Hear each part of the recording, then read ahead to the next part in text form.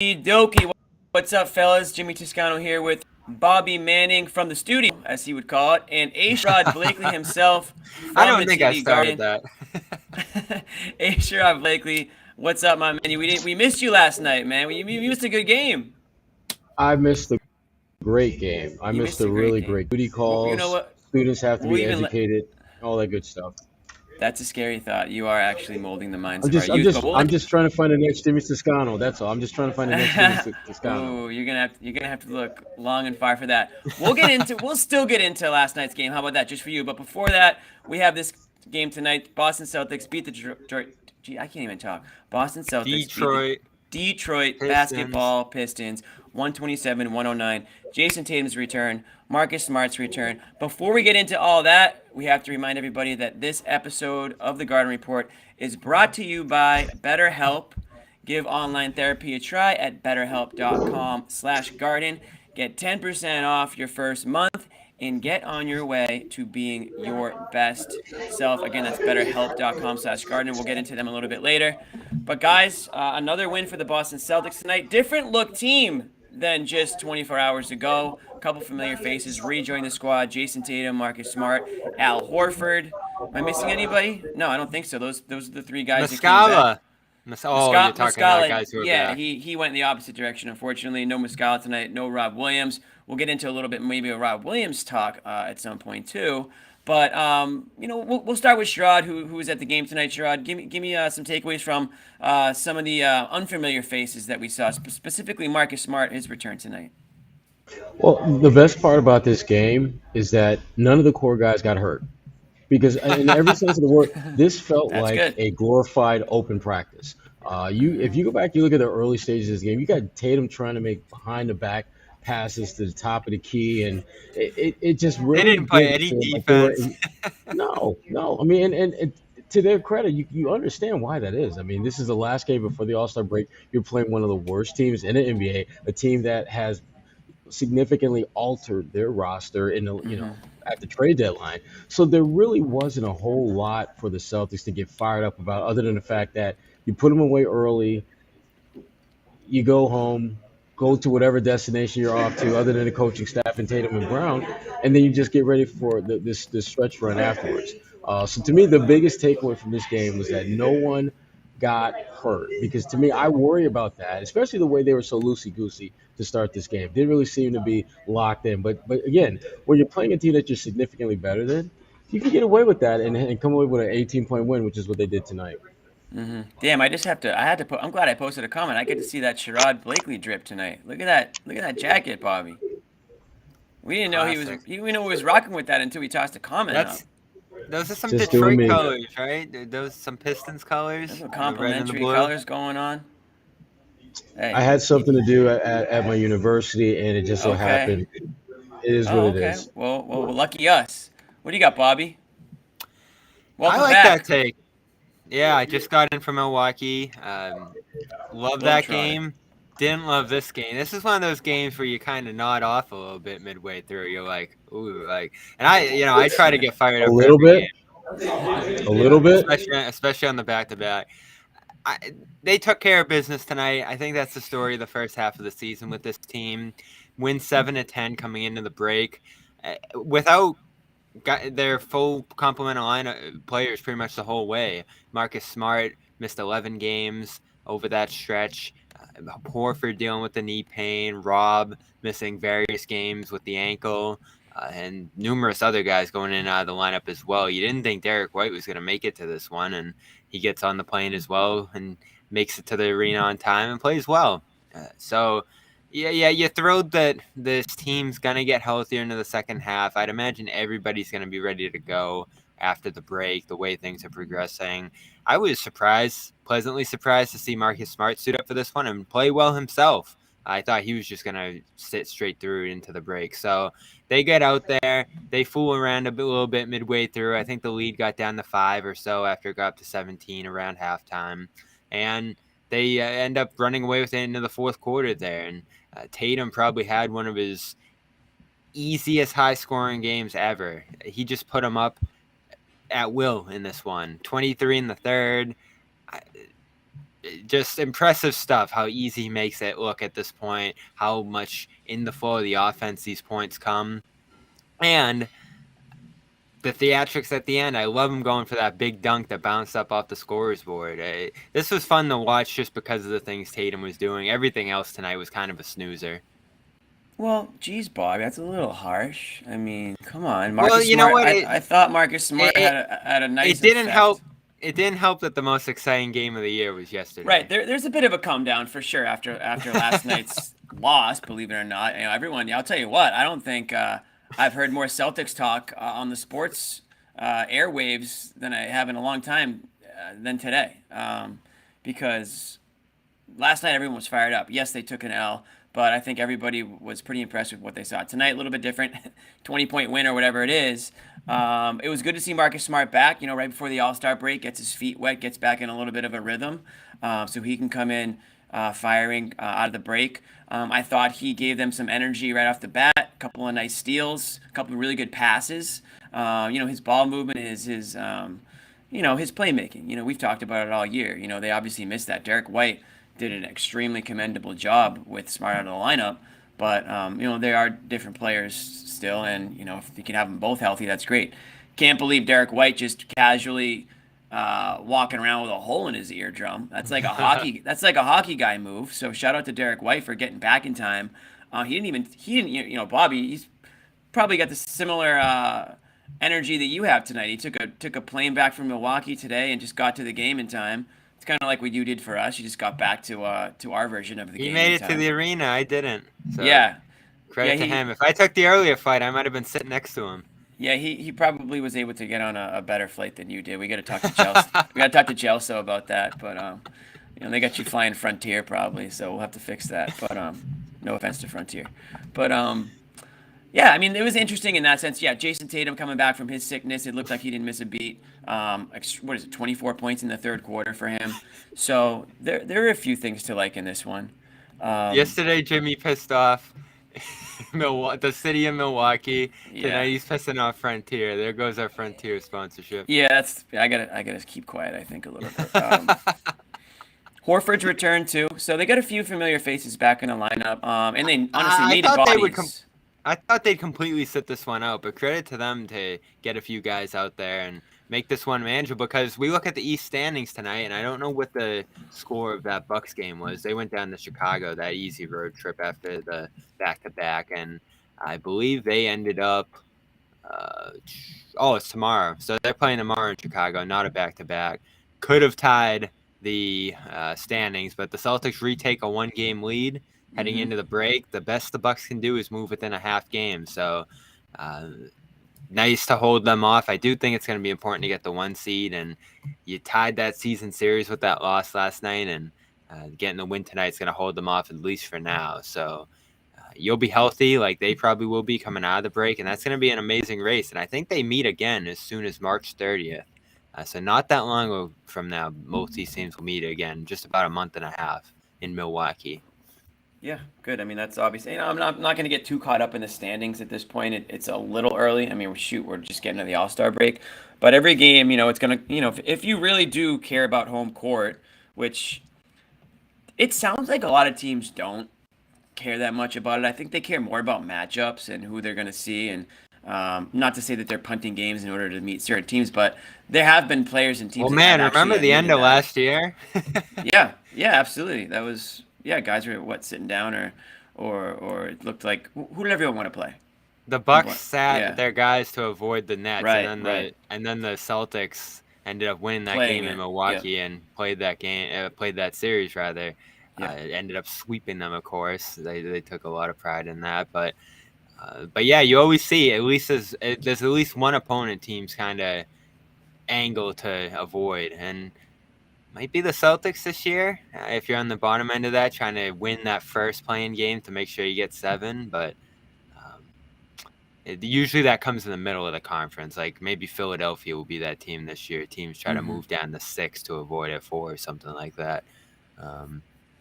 But yeah, that is how it usually goes, right? At the end, last couple of days of the season, it's that rest, it's that load management, and you're just trying to slide down a spot or move up a spot and avoid a team or fall into a spot against the team. And the funny thing is, it can usually end up hurting you more than it helps. Not that it hurt the Bucks last year, but remember, Game 7 between the Celtics and Bucks happened in Boston because of that.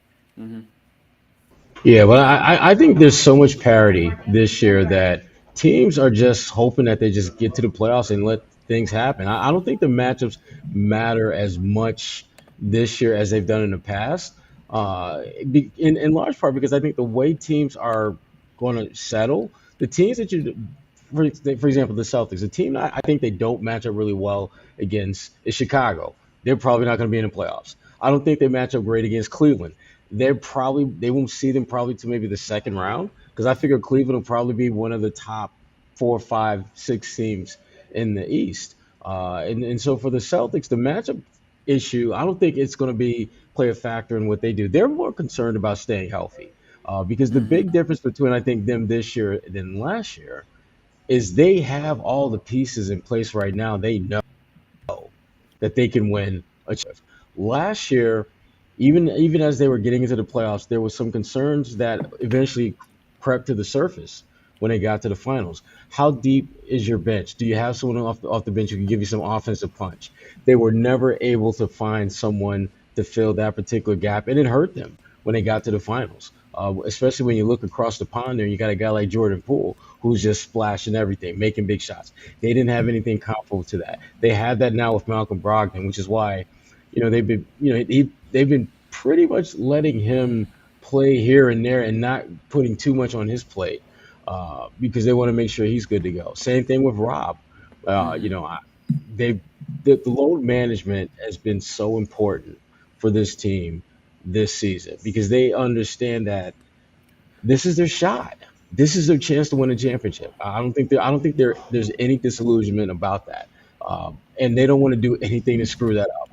And overplaying your key guys, that's an easy way to screw it up. So you mentioned Rob, and I'm glad you did because we talked about him at length on last night's show for a couple of reasons. One, he played 12 plus 12, He I came think off the 12 bench. minutes. Came off the bench. He barely played, I think 12 minutes. And there was a bit of a, I don't want to say intense, but it was a kind of a awkward Got back and intense. forth. Got Yeah, I heated. mean, Bobby, you were there. I mean, it was a interesting, Testy weird, exchange, testy between exchange between Missoula reporters and and Jay King, Missoula. Just and what I thought was just very standard, normal questioning about why a play. It was What was the question? it was simply asking why didn't Rob play a lot tonight? Why didn't he start? Why did he only play 12 minutes? And Joe was just extremely short with the responses to the point where it just got a little tense and almost like Missoula was kind of almost, I don't know, Want just to play it again dismissive. on your phone? Dismissive or talking down to the reporters about Yeah. about the questioning, and I thought it was fair questioning. They brought it up today on sports radio and everything like that. I don't think we need to replay it. It's kind of old news now, but I just didn't know, Sherrod, are you concerned about Rob health or are you concerned about ineffectiveness? Is it just he's not getting better? What are you seeing out there with Rob? I think it's gonna continue to be an issue, his health, as long as he's a Boston Celtic. I think there's always gonna be that issue.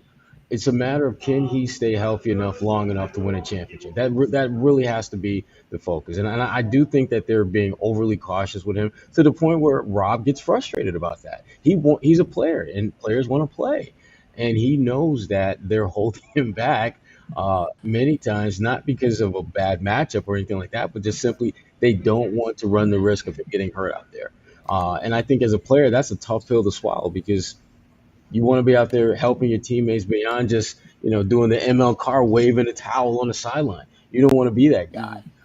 And Rob, I think at times it does frustrate him, and you can understand why because he's a hell of a player when he's on the floor, but he has to be mindful of the fact that this is so much bigger than his desire to play. You're trying to win a championship. Championships put you in a completely different immortal category, and he's going to have to be healthy enough for them to be that team. And I think they're just the medical staff and Joe Mazzulla are just being overly cautious. And I think Joe is at that point where he's tired of answering those questions. I think when you look at Rob play and you look at when he doesn't play a lot, it's either he's hurt or they're being overly cautious. It's one of those two. And to me, at the end of the day, I'd much rather see him sit and watch in January and February and be good to go April, May, and June. And I think that has to be something that I think Joe has to do a little bit better job of communicating that, because I don't think he's doing a good enough job of making it clear to the media that that's part of the Oh, you plan. don't? And if you don't want us to know that, you can't get frustrated when we keep asking the questions. If you know that There you you know go. the answer to the damn question. And if he Nope. said that, everyone would understand.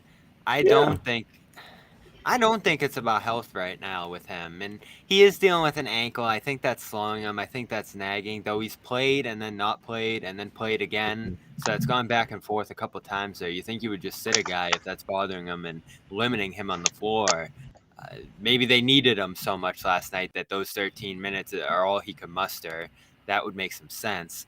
I think Rob actually spoke to Jay King in the locker room after in the Athletic today, and did say that it was about managing the ankle, and it was just about keeping his health in mind. Though Missoula today went on the radio, like you said, Jimmy, and called it a coach's decision. I thought there was some level of strategic reasoning for not playing him, especially where he couldn't take advantage of smaller players in that mismatch inside. And I think that's really been a challenge for him this year, the offensive end of the court, even more than last year, where I thought he was great. I mean, he had a triple-double last year, and he's fallen so far from that end of the floor. That being said, the NBA.com, whoever votes on this, put him third in Defensive Player of the Year voting for his 104 defensive rating rather than 110 for Boston without him. And you saw it again tonight. They did not play great defense for much of this game. So even in this limited, slower, less athletic version of him we're seeing, him being out there alone makes a substantial impact on the defense. So that's what it's all about, Sherrod. Just getting him out there. Might not be 100%. Might not be this player we dream of him becoming. That might never happen just because, like you said, as long as he's a Boston Celtic, he might just have something going on every passing week once the season gets going. But if you can just get him out there and not have him in street clothes, your defensive rating is going to pop up like 4 or 5 points. We saw it in the finals, too. The Celtics won the finals by 35 points when he was on the floor, even though he was playing on one leg. So I think we get caught up, and it's John too, right? Like John just has this vision of Raw Totally. being like this a different level of Raw being possible. It might just not be. It's because of injuries and more than anything else. Like that obviously cut off his off season, probably cuts off his practice and preparation time. So you just got to get him out there, and that's what this management's all about. And hopefully, what they're doing right now is going to work. But it is frustrating to see him struggle the way he does offensively. I mean, last night was tough to watch, the way he couldn't even finish over Grayson Allen or Chris Middleton inside. I'm somewhere between you guys. I mean, I think I'm just frustrated, and I don't even know exactly what I'm frustrated with. It is frustrating. It could cost him a title if he's not out there. Right, and if it's health, then obviously that's not his fault. I mean, when they drafted him, he kind of slipped to them for health reasons, right? It was the back. Mm-hmm. But since then, it's been the back, it's been the knee, it's been the ankle, it's been conditioning. It seems like it's always something. And my problem is I'm just not seeing him improve, especially in offense. In fact, I'd say he's going in the wrong direction on offense. He doesn't even have look to shoot. So you put a guy out there that's becoming extremely one-dimensional. And yeah, he's really good at that one thing, but he's not playing enough to really make an effect enough when he doesn't do it for enough games in a row. He doesn't do it for enough time within a game. And I'm just not seeing him trending in the right direction. So I'm frustrated with it. I think John's frustrated. I mean, the days of Rob Stonk. Remember when we birthed the name Rob Stonk? We thought this guy was only going up. That was what we said. Stonks only go up, right? And I just feel like that was 100 years ago. Even when he's out there, I understand the effect he has and how he deflects shots and how he just gets in opponents' ways and gets the Celtics out in transition. He does those things still. But I'm not seeing like a cut above Rob. You know what I mean? I'm not seeing that guy that I've seen in the past. And I'm not sure if that guy is there anymore. I don't see like I don't want to say, I don't know if the word is enthusiasm, but I just don't see enough oomph when he's out there. He's not engaged enough. That's probably what I'm trying to get at. I don't think he's engaged enough, especially on offense. I just feel like they don't even look for him. And if the ball So ends up in yeah, his it's half hands, him and it's half his teammates. yeah, they don't look for him anymore. They don't run the offense through him at all. Sometimes the ball finds its way to him, and if it does, maybe he'll think about putting it back up. But he's not looking for anything on the offensive end at all. He's leveled out. I mean, he's not peaking, he's not dropping, he's just Yeah. flatlining out there. And that's the thing when you look at that young core that they're trying to develop. That's the one thing that they don't do. Tatum keeps getting better in some way, shape, or form. Jaylen Brown keeps getting better in some way, shape, or form. Even Grant Williams, I know he's had his ups and downs this year, but when you look at his body of work from each year, Smart it's too. good. Smart too. And Rob is the one guy that they have, doubled down on as being part of their core, who's not really getting better. And in his defense, he started at a level that one particular skill that he had that set him apart, and that's his ability to alter slash block shots. That put him in a different category from day one. But there's so many other facets of the game, as we all know, that he's not growing into that.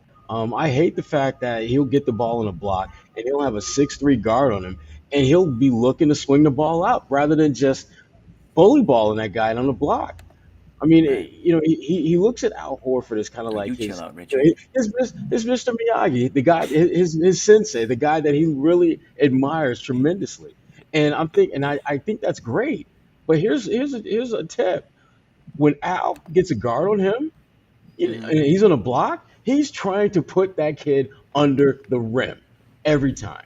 And if the defense collapses, then he'll swing it out. But he's going to either get what he wants or force the defense to reset and start moving around. Rob doesn't do that. Yeah, He'll got to get be the creative, ball, right?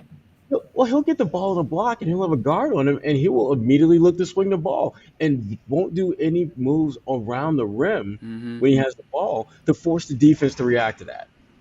And that to me is frustrating because when you leap the way he does and you got a little guy on you, it doesn't really take a mathematician to realize that good leaper, little guard equals layup or someone getting Yep. posterized. And again, I don't know whether it's one of those things where Tatum and Jalen have to just kind of get Rob alone and say, look, shoot the damn ball if you got a 5'5" guy on you. Shoot the damn ball if Grayson Hey. Allen switches out on you. Do something on the block. Force them to do something, and he doesn't do that. Right. Rob should be better than Al at this point, but because of those offensive limitations, he isn't. Al can hit that three. Al can facilitate, throw the outlet passes, even beat guys off a dribble. One of my favorite plays tonight was him up faking past. It might have been Stewart. I forget who was in front of him. Jalen Duren maybe. Nice up fake at the free throw line. Drove downhill and finished. He hit a three in the second half. And he's out there every night besides the back-to-backs. He's sturdy, available, and looks like a younger version of himself often, despite his age, 36.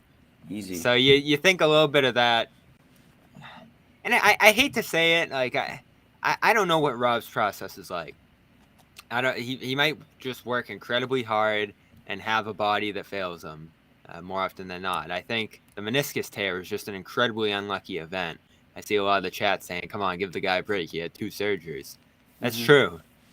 But I don't know how they handled the injury after into the offseason. It's still weird that he had to have the second one weeks or even days before training camp, frankly. That was ridiculous.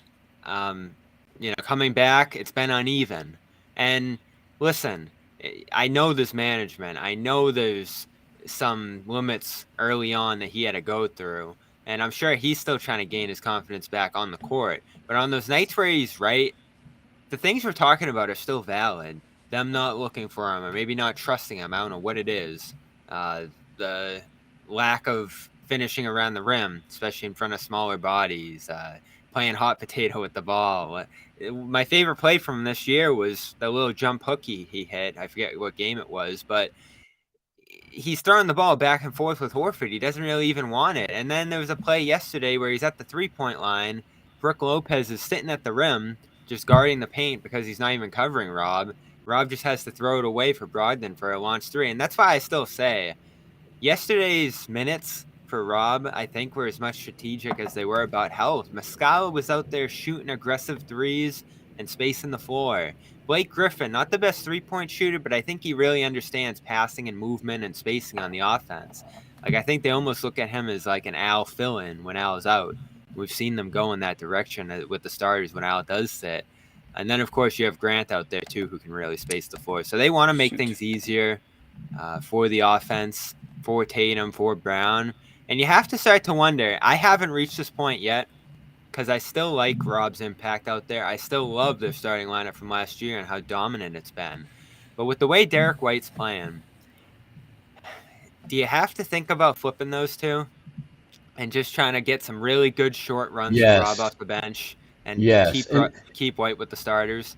Yeah, I mean, and try to see if you can, create kind of a Malcolm Brogdon, Rob, out there more and try to strengthen that connection. Because Derek White, it's hard to take a guy out. To me, what he's doing in that starting lineup in many ways reminds me of what Isaiah Thomas did when he got a chance to start. He wasn't supposed to be a regular in your starting lineup, but you put him out there and he just plays so well. The team is winning. It's hard for a coach, I think, to justify yanking him out of that first group when he's making such an impact on winning.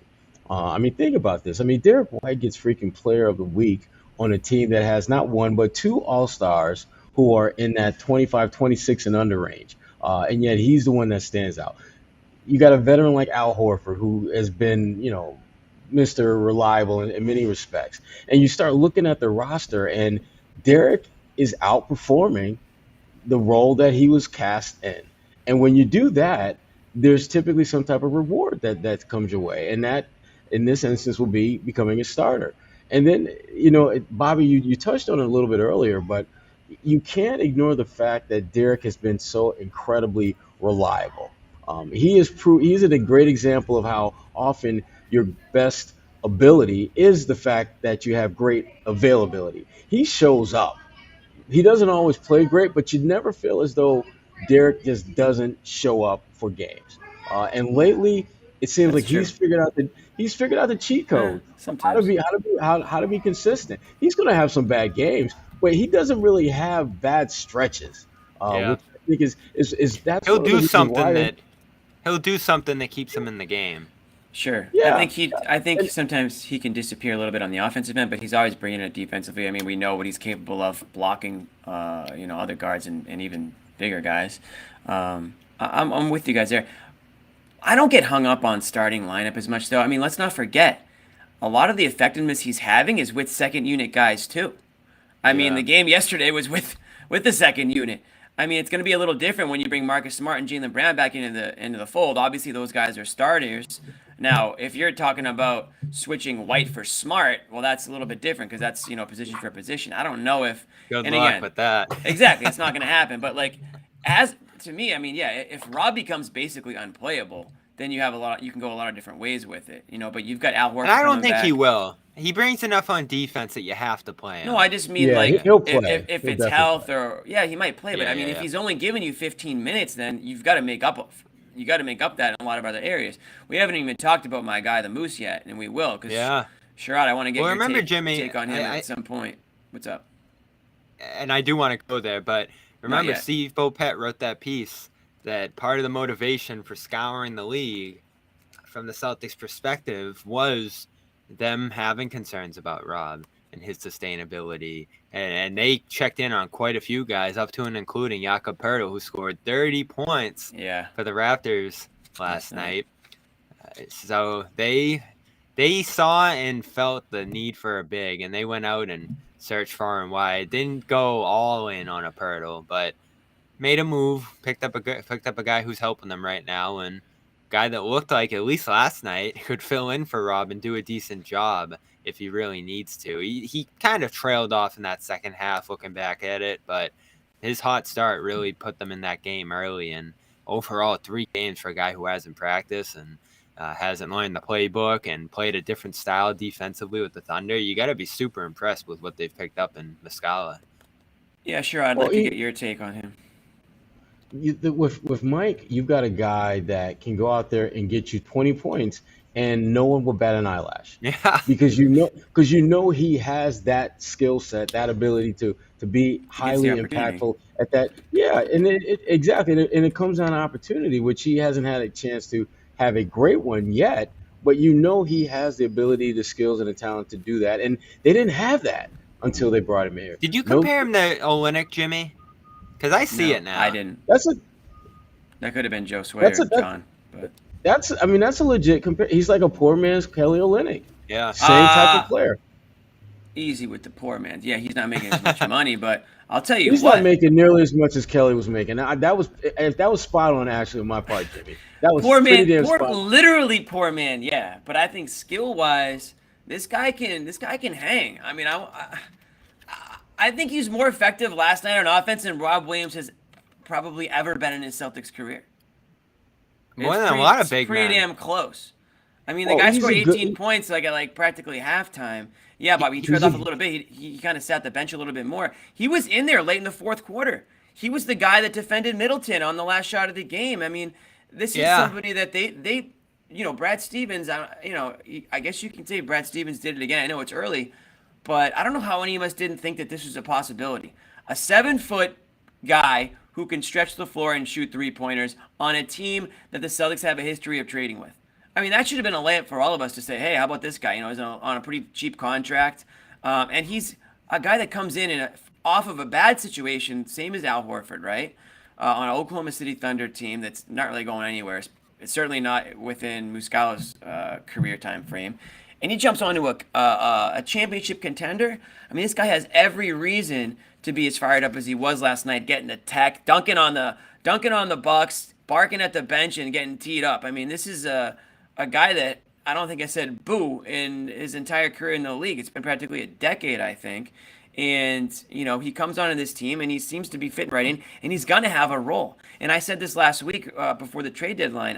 I thought that the Celtics might have luck in the buyout market for a big, because sometimes there's one or two bigs that get bought out and they'll end up somewhere and they'll contribute at some point. But I thought the Celtics would be a good match for one of those buyout contenders because they are a championship contender. Well, the Celtics got a much, much, much better version of somebody that would have been a buyout big. Muscala wouldn't have been bought out, right? So No. I think he's perfect fit for what they're looking to do. And it's almost like an offense-defense situation. Not that he's a liability on defense, but if, obviously want to see him in there for defensive purpose. But if you're looking for a little extra boost on the offensive end, it's got to be Muscala, right? Because Rob has almost become a zero on offense. If it's not a lob, he's not scoring. Pretty If much. If it's not a lob, and guess what? Yeah. It was a lob last night. He even missed a lob last night. That was unbelievable. I'd never seen that before. Those are automatic. I wonder what he shot on those. It's got to be close to 100%. Had to. Yeah. Well, he didn't dunk it. He didn't want to dunk it for some reason. Yeah, Not I to mean, get off Rob, track, but he just, But anyways, I mean, that again, what's up? no, go ahead, Jimmy. It was more about we were talking about Muscala. I didn't mean to bring Rob back in. You're in the fold, John chair. Rob's just wrapped around your head. Yeah. But the thing about Mike though is that it's hard to really have a conversation about Muscala and not incorporate Rob into it because Rob's health Sure. is going to have a definite correlation to Mike's ability to get on the floor. And I think what Celtics certainly like what they've seen about Mike so far is when he gets on the floor, he doesn't act like a guy who's playing with a really good team after playing with a not so great team. He looks incredibly comfortable in being himself. When he gets on the floor, he pretty much is jacking a shot up within the first 15, 20 seconds he gets out there. And I don't What have a a problem with confident that. stroke. That's what I'm saying. I mean, it's Yeah. like he's got the right attitude for a guy coming off your bench that you're going to be looking to give you a little bit of juice offensively because he's not going to, at least what we've seen so far, he doesn't allow the moment to hold him hostage. He just goes out there, plays his game, does what he does, and keeps it moving. He doesn't seem like the type of player that kind of wilts when the heat of the moment rises. Which again, when you're talking about having a team that you're building to have a deep playoff run, you need as many guys like that as possible. Guys who have almost like an irrational confidence about what they can do out there. Yeah, and I think why we overlooked him, Jimmy, is we were thinking about guys who could replace Rob or fill in and Right. replicate what those guys on the roster already do. The great thing about Muscala is he complements those guys. So you're right, Jimmy. He's gonna play. He's gonna play next to Rob. He's gonna play next to Al. He's already played next to Blake, Luke, and Grant. So he can play in 2 different positions on this team, which is huge. I didn't know if he could play the 4 because he didn't do it a lot with Oklahoma City. They played him in drop more with a bunch of wings and Shea. So he's going to help, which is awesome. I do wonder how much or how effectively he could actually replace one of those bigs because I don't think his game replicates any of those guys as much. Maybe Grant and Al to some degree because of the floor spacing there. But you have a bunch of options now, which is great. There's almost no way you won't have at least one big man option who's going to suit a game. And all 5 of those guys now, 6 if you want to include Grant, can do different things against different opponents that I think Joe's going to manage well. So they've put him in position to succeed and possibly lose a guy at that big man position, which is exactly what we were looking for coming into the year when Rob was out, when Cornette got injured in camp. When Blake didn't look that great at first. And now you have Blake out there starting again tonight looking great. I mean, let me throw out another moment from tonight. The dive for the ball on the sideline that sent the place into a frenzy. That's so Blake at this point, on top of a good game from him in a start. Yeah. They've got a lot of good big men right now, and maybe it's not enough to lose Rob in the playoffs because I think he's just that important to what they're doing defensively. You saw it again tonight. They slipped without him. But I think you did the best you possibly could, given your tax situation, given what you had to offer, given that the Raptors really went out and aggressively went after Pirtle and got him. You did the best you could, and you're just going to have to live with it now and see how far it can take you. Absolutely, guys. Before we get into anybody else in the team, and there's a few guys I still want to talk about. We haven't even mentioned Brogdon tonight, which we definitely want to get to because Bobby had some harsh words for Malcolm Brogdon last night, and I think he might have to do a little apologizing, although I don't think official apology camp thing. I think Bobby just needs to back that up a little bit more. But before we get to that, we want to remind you guys that today's episode of the Garden Report is brought to you by BetterHelp. Give online therapy a try at betterhelp.com/garden and get 10% off your first month. Get on your way to being your best self. Guys, we talked about this last night when we introduced BetterHelp. Really important sponsor for us and glad that they can jump on board. Everyone's going through something or has gone through something in their life, and sometimes it can kind of throw you off track, can knock you off your feet a little bit, and one thing leads to another, and you're just not yourself anymore, right? And you could always use a little extra boost or a talk with somebody. There is somebody out there that is always available to talk to you. Just remember that. And I know from personal experience, therapy has definitely helped me a lot over the years. Like probably some of you out there, we've all gone through something, and at some point, you feel the need to reach out. So BetterHelp.com makes it even easier to take action and get you back in the right direction. So if you're thinking about giving therapy a try, BetterHelp's a great option. It's convenient, flexible, affordable. It's entirely online, so you don't need to get in your car and drive anywhere or meet anybody face-to-face.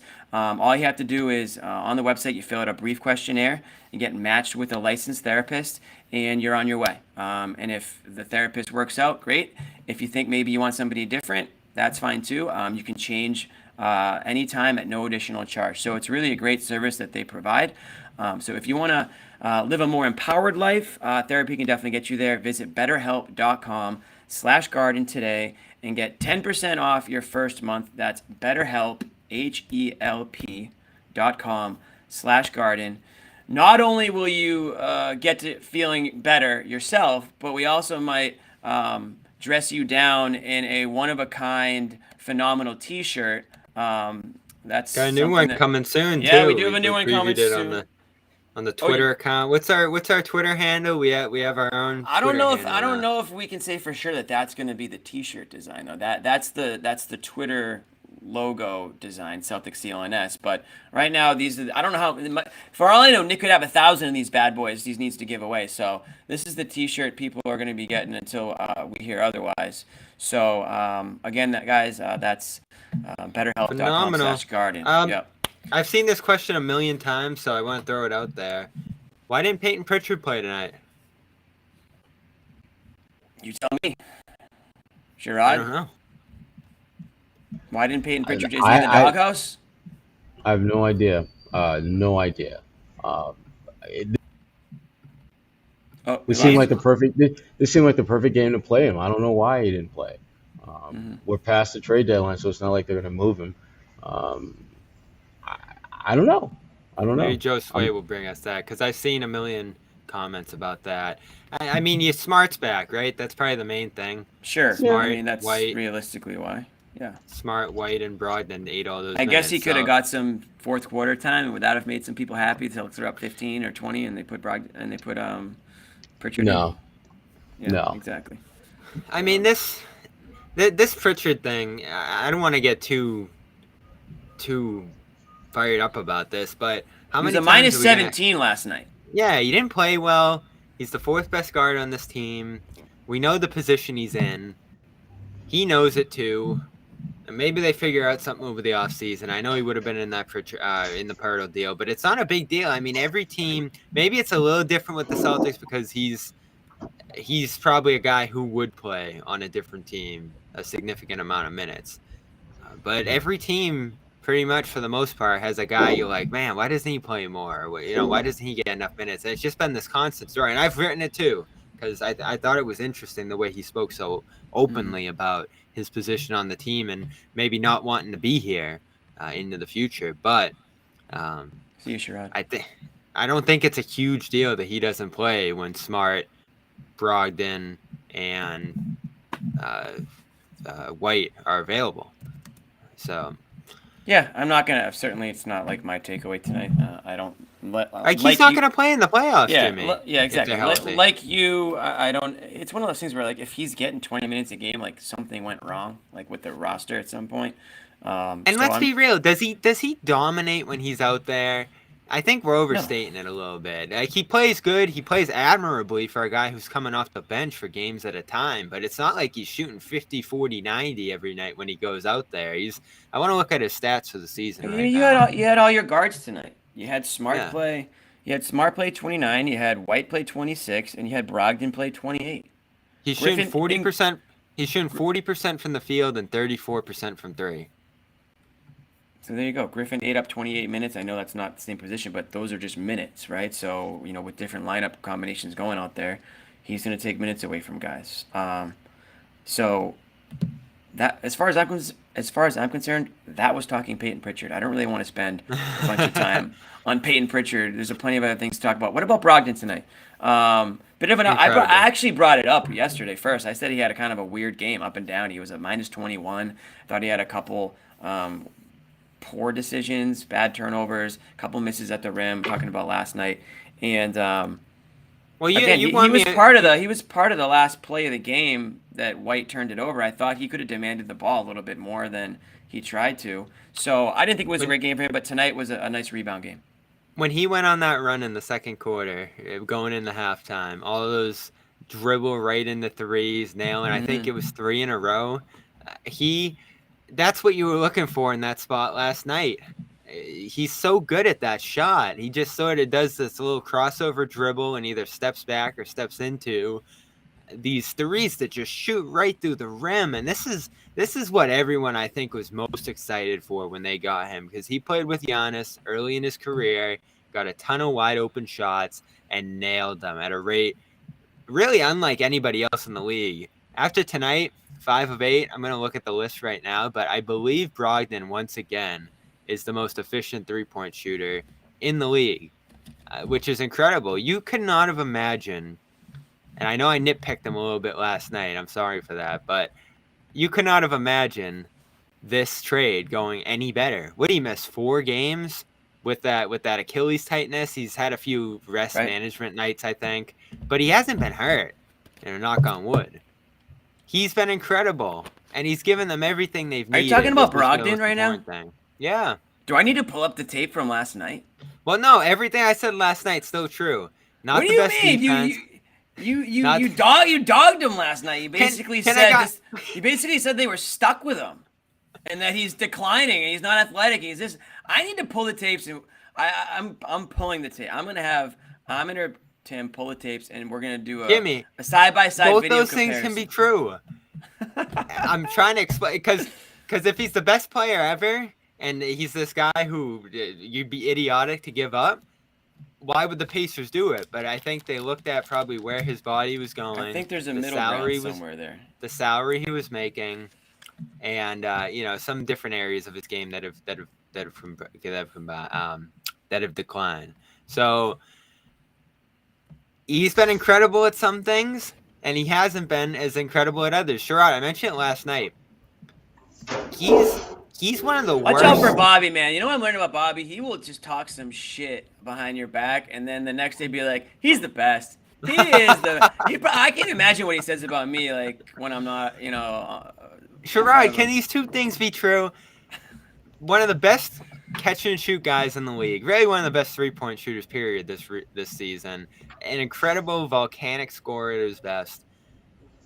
But he's statistically this year one of the worst isolation defenders. You have your health concerns with him, which fortunately didn't pop up in the first half of the year really at all. And then, what was the other thing I mentioned yesterday, Jimmy? I had another point too, but you're weighing those two things. Yeah. Right, but here's the thing. But Bobby, those are two very, very different things that happen at two very separate parts of the court. To me, you have to look with someone like Malcolm Brogdon. You have to come back to the one thing that absolutely matters, that transcends all stats, numbers, and figures. The finishing. He's struggling impact. at the rim. That was it. Impact. Does he make an impact more times than not when he's on the floor? And to me, I don't care if he goes 3 for 17 and they win by 4. He's making an impact, and those 3 shots that he made just so happen to be the last 3 shots made in the win. He is a guy that you brought in not to put up 50, 40, 90 numbers, which, by the way, we know he can do because he's done it before. Mm-hmm. You brought him in to be a guy that can get you over the hump, a guy that can be a difference maker when the games truly matter in April, May, and June. He's going to have his ups and downs, and in part because his minutes are going to be somewhat up and down. There are going to be games where he'll play 20, 25 minutes. Other games he'll play 30, maybe even 35. But again, I keep coming back to the one thing that truly matters with Malcolm Brogdon: impact. Is he making an impact? And look, Bobby, you're right. The analytic numbers say in certain roles he's really great, and in other roles he kind of sucks. But overall, he's a good player. And overall, he makes more positive impact than not. I mean, this is we're not talking about like Romeo Langford or anything like that. We're talking about Malcolm Brogdon. I should mute you. I should mute you for bringing that name up on the show. I'm the host tonight, not John. You can't bring that name up. The most important. You know he's hurt, right? You know Romeo's hurt, right? You know that, right? You know what? Boy. I could have guessed that. Sherrod. The most important thing is that he's a perfect fit on this team. Yes. Why? Yeah. Because they'll pay the luxury tax for him being here. Him being here is a big reason they're like $60 million in. They're willing to accept that for a championship shot here. He doesn't need to be the main guy. He's talked about that a lot this year, that because he doesn't have to do everything, that's a big reason he's fresh and he's playing as well as he is. He's not the center of attention. So he can get those wide open threes. He can shoot aggressively in space when he needs to, and you have a great defense around him. So even with some of his defensive limitations, you're talking about a guy that can still survive out there. I don't think there's been many times this year where we've looked and said, man, Brogdon's killing him on defense. I know he wasn't great there last night, but they put him in good positions to succeed on that end, and they have a lot of guys like Smart, like Rob, like Horford, who can really help him out on that side, and they scheme well on that end too. But tonight's another night you look and say, like, all right, they weren't at their best defensively, and it's just it's just worth mentioning because it's part of the whole picture with him. Otherwise, Jimmy, you'd be saying, what the hell did the Pacers give this guy? Are they stupid? Like, this guy's the best player ever, and they gave him up for nothing. But I think there's reasons they gave him up. And fortunately, the Celtics were able to minimize some of those weaker parts of his game, accentuate the strengths of his game, and really make him look like this amazing player in this perfect spot for him. And listen, a big part of this, too, was him sacrificing. Because I think if he wanted to come here and have a giant role, it wouldn't have worked. There'd be conflict with Smart. He'd probably be doing too much, and him and the Jays probably wouldn't mesh as well as they have. He had to take a step back, and he's really made the most of a limited role, and he's grown it throughout the year too to be able to have a night like this. And he's so reliable too shooting, and that's the most important thing. Is that can be the hardest part of the game at times, especially for this team. And they really need a guy that you can just throw the ball to for 14 shots, have him hit 10, and blow a game open like this. Not this kind of game, but more like against the Warriors in the finals or against the Bucks when you're going cold. He was great shooting last night too. So perfect move. This move couldn't have gone better. And it was everything everyone kind of dreamed of, Jimmy, especially you who wanted him for years. I've been clamoring for it, so I'm not gonna harp on how I absolutely nailed this one, but I did absolutely nail it. But I think Brad knew, and listen, Brad knew the type of, not just player, but person Malcolm Brogdon was and would be willing to accept a role coming off the bench if it was on a team that had championship aspirations. And that was what Malcolm Brogdon was looking for. He wasn't going to get that on the Pacers. I'm sure he made that known to Indy in a respectful way. And Indy was at a different place, right? I mean, they clearly were in a different place because they took on a guy in Aaron Nesmith that was a project player that never would have developed here in Boston because, again, they're at a different place. The different, goals, right? So Nesmith gets his opportunity, Brogdon gets his opportunity. Both teams are probably happy with that trade. I don't think anyone on the Pacers cares that Malcolm Brogdon is having an effective season in Boston, right? It just wouldn't have mattered for them for where they are. Yeah, they got a piece in Nesmith. That's all they really wanted from that. The pick's probably not going to be great, but it's a pick. Right. So it's probably considered a win-win for each team. I do think that Brogdon is a perfect piece for what they need. It's clear that he's content with that bench role because they've had just about everybody else over the last week or two start, and he's still coming off the bench. He's never going to start. Yeah, he's never going to start. Honestly, that's kind of that anchor that you need, right? That second unit, what you want to call him, the pace setter, whatever it is. He's that tried and true player that's going to come in off the bench. He doesn't need to start. He really has 0 starts this year. Yeah, I mean, talk about a guy who knows his role, right? I mean, at this point, he doesn't even have to wonder if he's starting. He can just know that when he's coming into the game, knowing what he has to do. Sometimes it's cool to hear your name in the intros. Yeah, of course. Of course. I mean, every player wants to be a starter, right? But I think there are some that understand their role better than others and understand that, they can be just as effective in a bench role, maybe more effective. And again, is that a big deal to guys, Sherrod? Of course. Sherrod, don't say no. I'm not going to say no. Because you don't know what we're talking about. Is it a big deal to players? The professor got caught sleeping. The professor's in the back of the room right now. I'm not going to say no. Is it a big deal to players to start as opposed to coming off the bench? Yeah, that's exactly. Of course, it is. So that's a big deal. But Malcolm Brogdon understands. This is the thing that you forget about NBA players. They have egos. Yeah.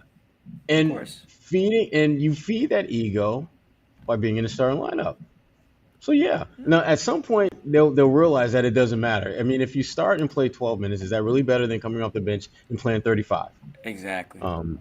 But that's not the mindset a player have when they first come to the league. They want to be out there with the first unit because in their mind, that's where the minutes are to be had with that. But also, Sherrod, they've been starting since age 4? Since they started dribbling the basketball, they've been starting. And now all of a sudden they're in the NBA and everybody is an amazing basketball player. And for the first time maybe in their lives, they're not the best player on their team anymore. I've always been amazed. I've always been amazed at how well players adjust to that. When you're in a 6th, 7th, 8th man role, when you have not only been the best player on your team, you've been, in many instances, the best player like in that state. Yeah. And now all of a sudden you're just a guy who's just hoping that you'll get like 8, 9, 10. Yeah, you're hoping you Yeah, get that's 8, 9, 10 minutes of playing time. right. Whereas you were the best player for 100, 200, 300 mile radius. And I've, I've, I've always been surprised at how well players adapt to that. Because just from a psychological standpoint, looking at it from the outside, I don't know how easy that is to accept Certainly. that the team that you're playing on, there's at least 7 players that the coach believes are better than you. I don't Yeah. know if most guys who are drafted have ever been in a situation where they were even at like an AAU tournament or something like that, where there were 7 guys that were better than you. Because I don't think the players have. I don't think the players think that way, right? You No, can't think that way. You can't think, oh, there's 8 guys better than me. You have to go in every game still thinking that you're the best player, that you know or that's on your team. That doesn't mean you're selfish about it. You still have to have the same goal, right, and the same, ideas of what it takes to win a game. But just because you're not starting or not closing games or not getting 30 minutes a game, you have to keep that fire and that confidence still. And I think a lot of guys they learn that.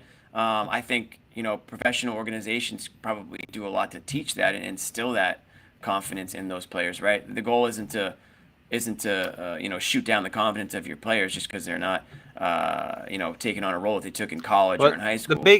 The big thing for him too, and I just saw someone say it in the chat, is he's made his money, which I think, to go back to what we were just talking about with Pritchard, probably where his discomfort stems from in not playing a lot with that contract extension eligibility coming up this summer and then free agency a year from then.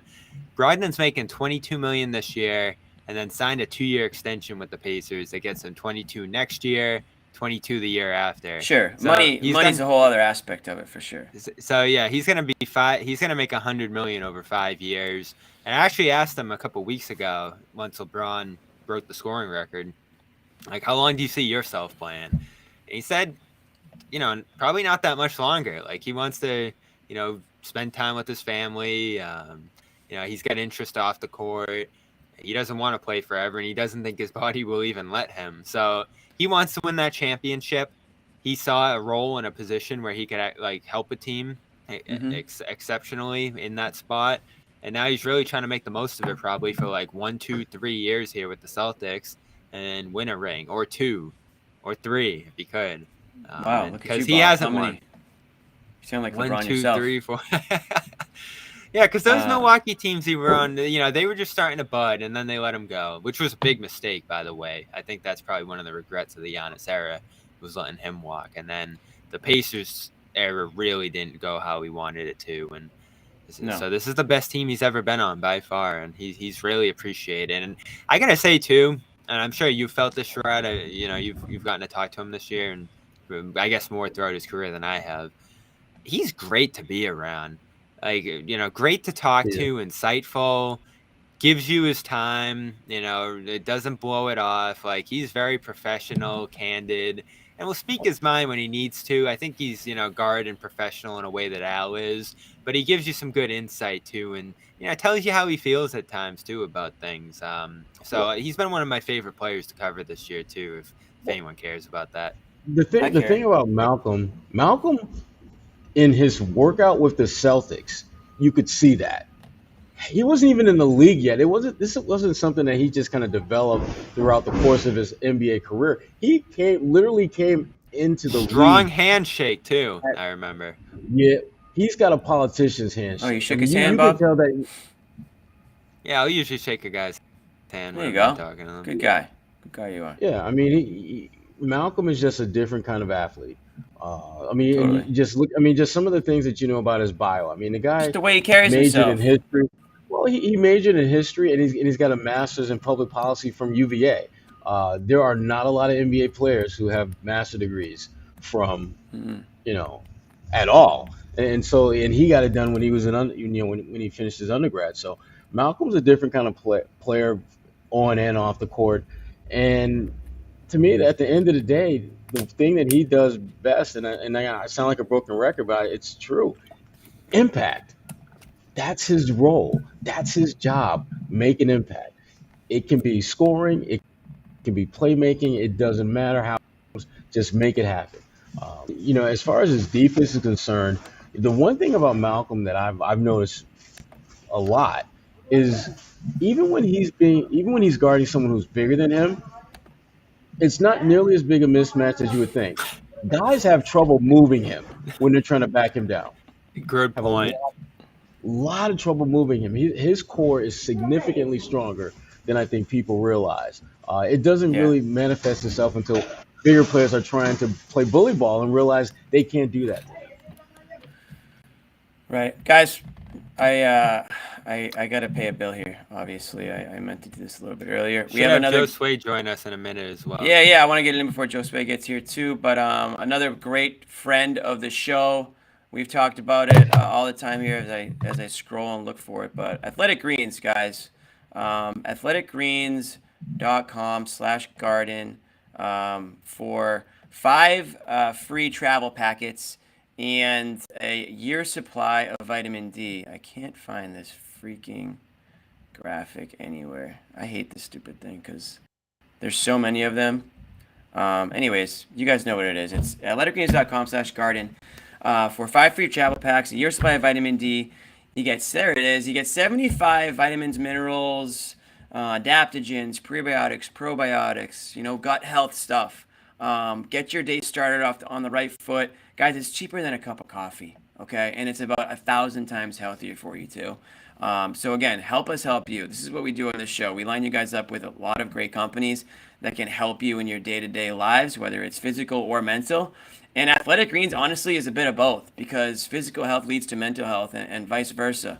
And these guys give you let's be honest, we're not eating enough vegetables every day. We're just not. I know I'm not. Bobby, I know you're not. Be honest. You're on the road. You're eating pizza. You're eating chicken fingers. You're eating junk out there in Milwaukee. I don't think Milwaukee. Shout out Milwaukee. I'm gonna go out on a limb and say it's not the healthiest I used to be a great eater, and the beat does make it tough. There's so much junk in that room. Be very careful. Sherrod will, credit Sherrod. He's actually going in the opposite direction. He's getting healthier every time I see him. But there's a lot. Listen, Bobby. Someday, do this at Fenway Park sometime. Shout out Fenway Park. Just look around and be like, okay, there's an ice cream machine here. There's pizza like rotating. There's hot dogs. You got to stay away from that stuff because at 162 game season, you'll start looking like somebody that you don't want to look like. So, again, not to get on a tangent, but Athletic Greens is the type of product that can keep you looking the way you want to look, like Turtleneck Bobby in Milwaukee yesterday. That's what we want. So athleticgreens.com/garden, free 1-year supply of vitamin D, 5 free travel packs. Guys, you're not locked into some subscription monthly service here. Try it for a one-time purchase. See if you like it. I guarantee you that you will. You'll feel better. It tastes great. It tastes a hell of a lot better than kale and green beans and all that other crap that your parents used to make you eat as a kid. I like green beans. Yeah, well, I don't. And if you do, great. They probably Jimmy's never liked vegetables. They're growing on me, but I'll tell you what, if I can drink them in 5 seconds, I will, as opposed to, having to cook them all up. So anyways, athleticgreens.com/garden, and you'll also get free phenomenal t-shirt. We all know what that looks like. I need to see, if you have one, will you tweet me it so I can see what this thing looks like on people? Because Nick refuses to give me one.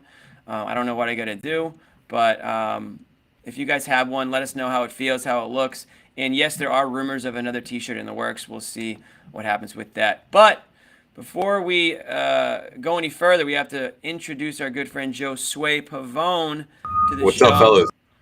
What's up, baby? Good to see you again.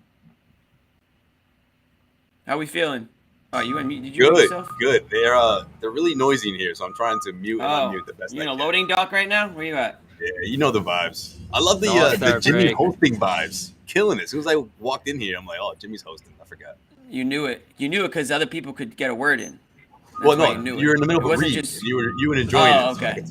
Okay. I thought you could just clearly hear the other people on the show because when Zannis is talking, it's kind of hard to hear anybody else. But all that being said, what do you got for us today, Josue? What's the scuttlebutt in the locker room? I know you had your locker room pass tonight. Man, Tatum is ready. Okay. Not only did he say he's out to win the 3-point competition this weekend, but My guy's already practiced. He said he practiced this morning, so that's okay. where his head is at. That's where everyone's head is at. But of course, they're looking back on the first half of the season. Everyone's excited for the break, but they're also looking back and thinking, man, they've reached a lot of their goals. But obviously, there's the top one that's still out there, and they remember that game that happened last year right before the All-Star break. It was against the same Pistons team, and it meant a lot for Joe Mazzulla to go out there and have these guys win on the second night of a back-to-back, and of course, having Marcus Smart back in the fold helped a lot. That sort of resonated throughout the roster in terms of the energy and all that. I mean, look at Blake Griffin diving for a loose ball when they were up by 16. I mean, like that kind of energy, and that was more than enough for them to close out the Pistons in that fourth quarter. Yeah, absolutely, man. So, did you tell Tatum that you did not pick him for the 3-point contest, or did you let that one slide? I didn't tell him that, but it was kind of funny when I asked him. I'm like, so how'd you find out? And he's like, they called me. And everyone kind of laughed at that. But I'm like, I don't know the process, man. I wanted to find out. Yeah, what the hell? How are you supposed to know these things? Yeah, exactly. I'm like, take me through it. He's like, well, they called me, but everyone laughed, looking at me. But no. Did we confirm? We confirm if Deuce is going to be handing him the basketball during the contest, or? No, I didn't confirm that. But okay, I got that answer out of him, and him saying that he's already practicing. That was big. So I'm happy. I stand by my question. Yeah. There you go. I like that. What about were you there for Missoula tonight too, or did you miss that? I was. Much different vibe in the press conference for sure. Maybe it's Bobby. Joe Swayer's disgusted by last night. Maybe it's just Bobby's face. Do you think you know what? It's interesting because it's you know how it is in there, Bobby. Something about your face, man. Well, I think I got a great response from him. That's what it was. Hold on, this guy's passing by. Okay. This guy know that we're trying to do a show right now? Have some respect. The Bull Gang is going strong. We gotta respect the Bull Gang, though. All right. No, yeah, seriously. But no, it's just better when he's gone. Yeah. So I asked him about well, I was gonna say, Bob, you know what it's like in there. You don't know how long it's gonna take before you get that microphone. And of course, I got it like I think the third person asking questions. I'm like, shit.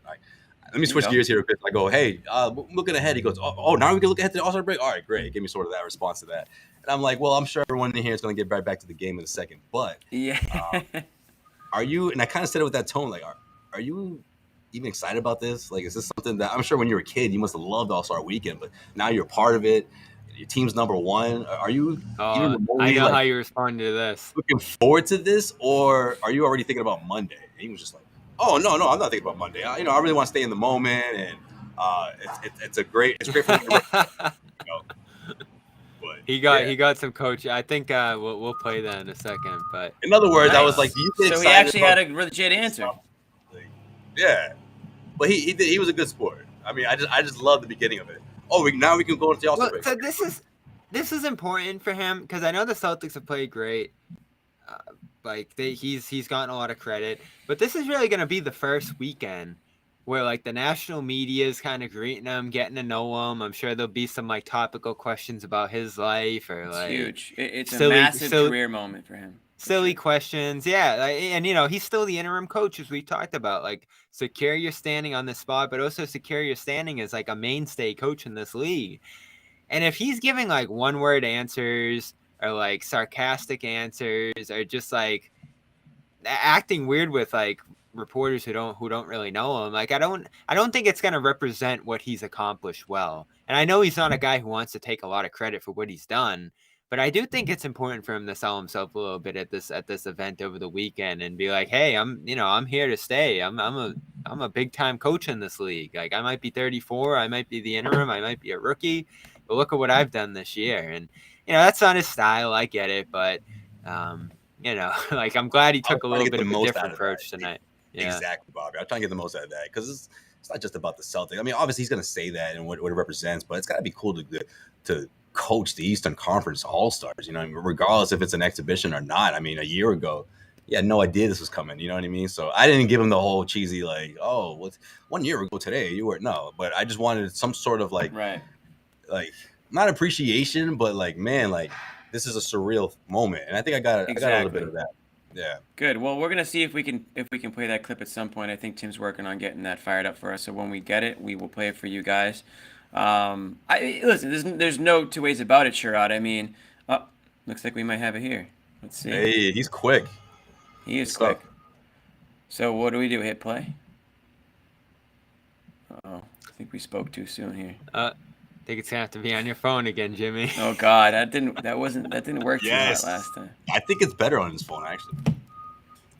This isn't working. I'm gonna have to find it. All right, I don't know what. I mean, that's exactly the way Amit did it yesterday, but I don't know.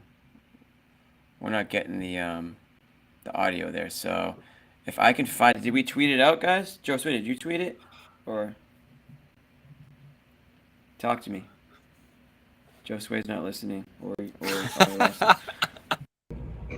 Coach, looking ahead to the All-Star break. Now we can look ahead to the All-Star break. I mean, I know there's going to be more questions about this game, but I'm just going to throw it out there now. Are you excited about this? I mean, were you into this when you were a kid watching? I'm sure you watched the NBA a lot as a kid. Is it hard when you, like you said, you keep the big picture in mind? Is it hard to sort of just forget about stuff for a few days and just unwind, or are you already thinking about Monday? No. I'm definitely going to enjoy it. You know, if our job is done, we have time to relax. I'm definitely excited about the opportunity, and like I've said a couple of times, I'm excited for what it represents from the players and the staff and the organization, and I am excited to experience a once-in-a-lifetime, opportunity. And so there's a time and a place for it, and from now until Sunday night, I'm going to do the best I can to be present and enjoy that, with our staff and, some of the players and just the environment. Oh boy, thought we were doing it. See that, guys? There we go. We got it down here. We know what we're doing. Okay, it might take us an extra minute, but we know what we're doing. That was a good answer. And Sherrod, I was gonna throw it to you on this because you've undoubtedly been to more than a few All-Star games, I imagine. It's a big social weekend. It's a lot of media. You're getting a lot of. I mean, I imagine GMs are there. You've got owners there. And for a guy like Joe Muscala at this very beginning of his coaching career, let's be honest, I'm not going to call it like 30 interviews he's going on, but damn, I mean they're still calling him the interim coach here. I'm sure I'm not even saying I'm sure. I have no idea what's going to happen with him as far as coaching the Celtics beyond this year. I don't know if he does, but all I know is that this is a great moment in his career. It can only further his career. And I don't expect short answer Joe Muscala this weekend. I think he's going to be very cordial with the media and with everybody else in attendance. And it's a fun weekend. Anything other than being happy and sort of lighthearted is kind of missing the whole point, I think. Yeah, I mean, I would agree with that. And Joe understands that this opportunity is no different than the other opportunities he's had all season long to prove himself, to validate the opportunity that he was given by Brad Stevens. I mean, when you look at that coaching staff and the decision when they decided to suspend Ime for the season and they needed a coach, they had a number of folks on that bench who you could have made a case for in some respects. You look at a guy like Damon Stoudemire, who's actually been a head coach before. You look at, again, same thing with a couple other folks on that staff. Bottom line is this: Joe has made the most of every opportunity he's had, and that's going to continue during All-Star Weekend. It's going to be the first opportunity a lot of people get to know him a little bit more than just the guy that filled in for Ime in Boston. And I would encourage Joe to lean into that because you just don't know how things are going to turn out this summer. I mean, I would be shocked if he doesn't get a multi-year deal I agree. at some point between now and the start of next season. But if for some reason the Celtics decide to go in a different direction, there's going to be pretty much every team that has an opening this summer, if Joe is available, we're going to talk to him because they're going to look around and say that, hey, he had the best record at the All-Star break. That team has been tops in the NBA pretty much all season long, and he has had a lot to do with that. I was saying earlier about how this game today felt like practice, and I'm reminded of that when I think back to the plays that jump out to me because it looked as if the Celtics were running plays that they would run in practice, and they were slowing it down just to execute. Like there was one play where the ball had swung around the perimeter, and then I think Derek White made rather than standing on the block, he just made a sharp move towards the middle of the paint, and Tatum hit him with a great pass for like a layup, as opposed to swinging it out where he could have flared it out to someone else. It was like they had drew the play up. This is what we're going to do, and they were doing it at like half speed, and it got a layup out of it. But again, Joe Mazzulla's imprint is without question on this team. He's a big reason why they're tops in the NBA. And All-Star Weekend is a chance for other folks who aren't around him on a regular basis to get some insight. And for those of us who are around him, we can get some too, because Joe is not Mr. Warm and Fuzzy around here with us. I don't think that's or jerk or anything. I mean, he's no Greg Popovich in that regard. Well, here's the one thing, and another inside thing, like I was talking about with Brogdon earlier. Popovich is the GOAT, jerk. I don't think Joe likes the podium. I don't think Joe likes the podium. I don't think he likes the scrum. I don't think he likes the narrative or tough question games. But if you just pull him aside and ask him like something about the game or like like a real like basketball question, he'll draw it out for you, and he'll give you a few minutes, and he's very cordial, and I think that does get lost. But there's just something about like the structure and the availability and like the question and answers and questioning decisions, especially as we saw yesterday, that really irks him. And I don't think he reacts well to it when it does happen. So I don't know. He's still developing his style. I think he's still developing his strategy. Like the timeout thing has really come a long way, Sherrod. You saw it again tonight, stopping some of those runs with timeouts. He's getting better. He said he should have called the timeout late last night when that play broke down. Whether or not that would have helped, who knows? But I disagree with the people in the chat who say he hasn't changed things either. Like, if we're gonna look back at the first half of the season tonight a little bit, the way the offense changed to start the year, and still I think looks a lot different than last year. That's got to be him to some degree. Like I can't imagine that like the players knew what they needed to do last year into Ime and were just like, screw it, ISO City. And now like magically, coincidentally with Joe in there, they're just running completely different sets and playing with a lot of movement and activity. I think he really emphasized offense coming into training camp. And did it hurt them defensively short term? Maybe. But the offensive results have just been awesome on many different nights. It's a whole new offense from last year. So I do think he deserves some credit. And that was actually one of my predictions coming into the year in our bold predictions piece, Jimmy, was that he could win Coach of the Year. Because I think if he succeeded in a really tough spot, he'd get a lot of credit. And I'd say he's probably got to be among the favorites right now, right? I don't know who else would fall in there. Of course. I mean, you just get the best team. John told us to make our bold predictions bolder, I think. But yeah. Yeah. That's when I switched my answer to like, I think I said, oh my God, I think my bold prediction came true. I just remembered it. I said that Celtics were going to leave Derek White back on a road trip. They were going to forget him. He wasn't going to take the plane back with the team. And then we just found out last night that he didn't take the plane back with the team. They left him behind in Milwaukee. Oh my God, dude! Pull that up. My bold prediction just came true. I just realized that it came true. Bobby, pull it up. I guarantee you. Now, granted, I think I did say that he was going to have such a forgetful night that they were going to forget him. So that part may not have come true. But the fact he didn't take the plane back, you could argue that the report came back that he had an ear issue. Here we go. Are we sure about that? This is unbelievable. This is crazy. Jimmy Toscano. Let's read it.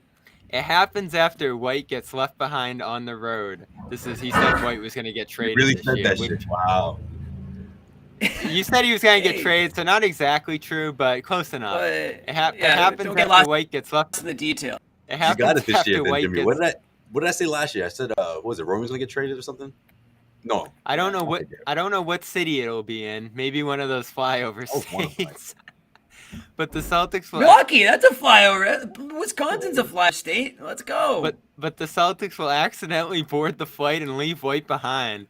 It'll come after one of those 0-3 from the field performances. I love the look on Jimmy's face. You just kind of forget he's on the team. It just flashed across the screen as a... All right, yeah, we don't need to get into the details. Bottom line, not exactly true, but they did forget him on a flight this year. Yeah, you're making it sound worse. Jimmy's like, left him behind. The first part. Give him a check for that. Josue.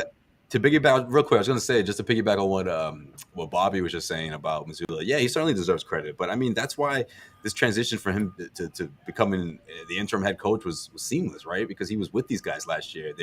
They went through it. They went through the 500 Celtics and the doubters and guys saying the split up Tatum and Brown. So I think there is some significance in that, but there's also there it is.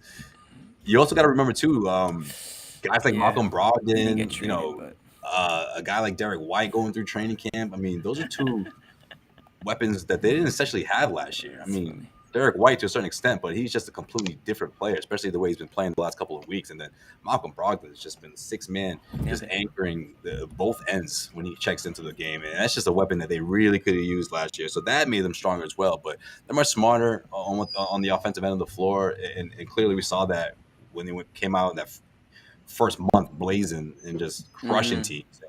You know, they did come back down to earth, but this is sort of the happy medium that we were hoping to see before the All-Star break. And here it is. We're going to wrap it up in a few minutes, guys, because we've been going for an hour and 20 now. Josue, I wanted to get your thoughts on Marcus Smart. Yeah, man, I just got here. Well, dude, you took forever. What do you want us to do, man? You took 80 minutes. You're cruising around the locker room tonight. So, I mean, listen, you did your thing, but I want to get your opinion on Marcus Smart since you were there to see it live. How do you look out there? Oh, he's balling, man. He's just pure energy, and it's infectious. Man, 6 steals, got him in a hurry. If this thing was competitive, I think he could have tied his career high. What is it, 8, 9? I think it's 8. Assists? No, steals, Marcus. Double digits. Oh. Yeah, I mean, I thought he gave him great energy off this top. Oh, yeah, 6 steals. That is, yeah. Yeah, 6 steals. What do we got? I got the line right here. Believe me, man, like that type of energy, no matter what the scoreboard says, that's when you see a Blake Griffin impressive. Darting for he was picking pockets. A loose ball. He was stealing lunch money tonight. When the game was already in the bag, I mean, that's the kind of focus. I love that. Scoreboard doesn't matter. Like the locker room says, Bobby, every possession matters. I love that play. I mean, he laid out. He almost did like a full belly flop off the ground going for that ball. He really didn't have a chance. Tatum was clowning him in the locker room. I mean, obviously he was joking, but he was just like, "Yo," right before the scrum was start. "Yo, ask him why he jumped from half court for that loose ball when we had the score like that." You guys will see in the video. It'll be up on YouTube soon. I love that. 8 steals. 2017 was Blake also high. Blake also had a lot of things to say, a lot of good things to say about the Celtics locker room, which obviously I'm sure Celtics fans are surprised by it. But there's one quote that I think stood out the most, guys. Check that out on YouTube. Well, dude, why don't you just tell us since we're here? I know, right? The hell? We're already on YouTube. We're literally on YouTube as we speak. We can't. After we the don't show want was them done, to leave the go show. check out the Blake video. Can you give us the Spark Notes? He said this is the best locker room he's ever been in. He said, and then he sort of backpedaled a bit, said, "Hey, there were some really good locker rooms in LA, but this is just as good, probably better, much better." I feel like he bit his tongue because he felt like he was gonna get a text message from one of his former teams. He already did that at the start of the year. Remember, he threw some shade at Brooklyn. I'm sure he heard about it. We know he's not talking about Brooklyn for sure. Yeah, that was. No, I'm just kidding. But you can see it. I think we even mentioned it yesterday on the show that like just the camaraderie, like you can tell. I mean, you guys are there. You could probably see these guys genuinely like each other. You know, it's not just a chemistry on the court, but they seem to have really good relationships off the court. They're supporting each other. You can see when they do How about events. Luke throwing down the dunk? He's got the celebration all lined up. It always comes back to Luke. Your mind just constantly on Luke. Like, how is Luke what you're thinking of right now? They had a celebration. They had a celebration all lined up. That's some real cohesion between the players out there. Literally, and I think he was throwing some shade at Embiid, waving the nose. You stink. He did like the stink sign. Okay. And that was talking Luke Cornett. Embiid wasn't happy. That's when you know it's time to go. Yeah. All right, guys. Final thoughts. I'm gonna start with Bobby. So let's do final thoughts from the first half of the season since we're gonna be off. I like that idea. Off for let's a weekend. do. You know what? Since I'm the host, scratch that. Let's do final thoughts from the first half of the season. Yeah, I think my big one. Literally what he said. What do you got, Bobby? What's your biggest takeaway here? I think my big overarching one is that this team exceeded expectations, and really last night almost the moral victory. They could win with a combination of guys, players in and out of the lineup, big injuries, rest, whatever they needed. They could still pull off victories, and they always try to grab extra victories too in spots where you thought they had no chance of winning, whether it was Toronto early in the year on a back-to-back with a bunch of guys out. They went 8-1 on the second half of back-to-backs after tonight's win, and almost stole the first half in Milwaukee, probably the most undermanned they had been all year. So we know this team's a monster when they're fully healthy. When we nitpick them, I still always try to go back to the fact that when they are full, and I think they've only been full with their starting lineup from last year for one game this year, they're gonna be a force to deal with, and I don't think many teams are gonna be able to do it. And the big one tonight too, Tatum. Like if he's fresh, if he's healthy, he's just about as good as anybody out there right now. And you saw that again tonight in a really special night for him. So you got to be thrilled about where this team's at on both ends of the floor. They're the title favorite. They got better with some of the additions they made. And there are some things that scare me still. We hit on it tonight, Rob.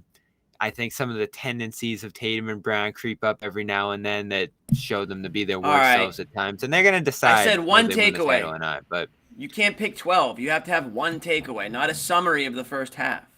I'm thrilled. There you go. Okay, thank you. Josue? Yeah, it's interesting. I mean, it's not that interesting, but like a month ago or so, I was like, Bobby, I don't know if you remember that. There's at least a couple of videos where I was like, this team's not going to be number one all season long. Like, guys have to get used to that. And it never happened. Like, they held it down. I mean, Milwaukee was breathing down their necks, and they still found ways to win games time and time again. And I feel like while we're a lot of the time waiting for the other shoe to drop, we sort of missed how insane that was, right? And I think now we get it because over the past week, they've been able to do it with missing so many guys. And even when they didn't do it, we were like, man, what did I call it last night? The worst loss of the season the best loss of the season for the Celtics. And, that's the type of I think that's the type of team that shows how deep they are. And we weren't so confident about that depth because of the injuries and because of the way the offense would go stagnant at times. And now I feel like we're starting to see guys step in, people kind of find their stride. And, it's like what Marcus Smart was also saying, though. None of this really matters because they can come back after the All-Star break and shit the bed. But in the meantime, I mean, I'm going to use a quote from what Joe Mazzulla said a couple hours ago or right after the game. And he just said, I'm going to try to stay in the moment and enjoy it. So I think that's what the Celtics should do. I mean, obviously don't get too crazy, but, enjoy your break. Guys who aren't going to the All-Star weekend can relax at home and, unwind a bit. And I think they've earned it for sure. I mean, I'm sure our viewers would agree with us. We could be a bit hard on them. But at the same time, when something like this comes together, in terms of All-Star break, and you take a look back, look at the record, you're like, man, this is impressive. So I think this is a perfect way to put it is they've exceeded expectations for sure. And I can't wait to see what they look like after the break. Well said. Sherrod, what do you got? Yeah, I mean, for this team, it was simply getting to this point relatively healthy, understanding that where you're at now is just another mile marker on the journey to winning a championship. This team that's just where their head's at. That's their thought day in, day out. Is what we're doing moving us closer to winning a championship? And everything they're doing is working out along those lines.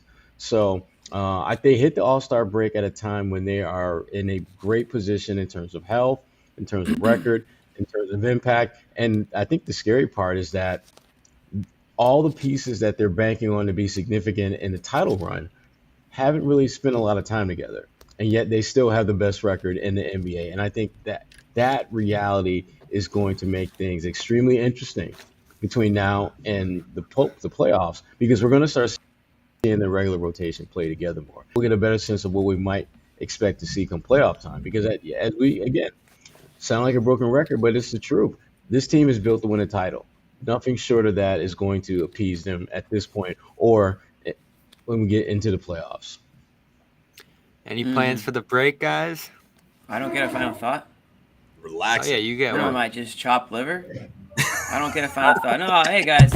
Mix that in. Yeah, Bobby, what are you Give me doing for the 2 break? thoughts. Screw me. I don't even Jimmy. have a thought. You're the one that want to wrap the show up, so Jimmy. they pass. No, to be honest, I don't have much to say. I kind of agree with a lot of things you guys said. I will say this. Celtics took care of business in the first half of the season, or pre-All-Star break. I think they have slowed down a little bit. We've all seen it. They're not as dominant, especially on the offensive side of the ball. But the season starts Monday, as far as I'm concerned. It starts after the All-Star break. That's where championship teams are formed. That's when you're going to start to see teams like the Bucks, who have already started, to be honest. They're on an 11-game winning streak. The Bucks, the Heats of the world, who Bobby doesn't really care about. The Cavs, the Philadelphia 76ers. These teams are going to start to mold together as well. And you're going to start to see teams sort of settle into certain spots in the standings. And like you said, Sherrod, there's one goal for this Celtics team, and it's to win a championship. Anything less is an improvement from last year. It's not an improvement from last year. So if you're trying to improve, there's only one way to do that, to win a championship. So there's a long way to go. I think they can improve in a number of ways. We've talked about a few of the guys tonight, Rob Williams being one of them. He's going to be huge for them in the second half. How many minutes are they going to be able to get from him down the stretch going into the playoffs? You can't just flip a switch in the playoffs. You have to get some continuity. You have to get some consistency in the starting lineup. That's something that they haven't had. So I want to see more consistency and continuity in the second half. Well, here's your schedule to start the second half. Indy, Philly, New York, Cleveland, Brooklyn, New York, Cleveland. It's a pretty good row of tests right there. Yeah, you got a couple Clevelands in there. New York's playing interesting ball with, Brunson's playing awesome right now. Listen, it's about to get very interesting. So we are going to have complete coverage the whole second half of the season. What do you got going on this weekend, Bobby? Anything good? I really tried to throw together a last-minute trip to Utah, but it didn't work out. You got back from Utah. Get out of here, bud. I looked far and wide to make that trip happen, but it's not gonna. So I'm gonna chill, recharge. What do you mean? You just literally just go to like a website and book a flight. What's the problem? They're expensive. Like Bobby was like, $1,200 round trip. Joseph's got deep pockets.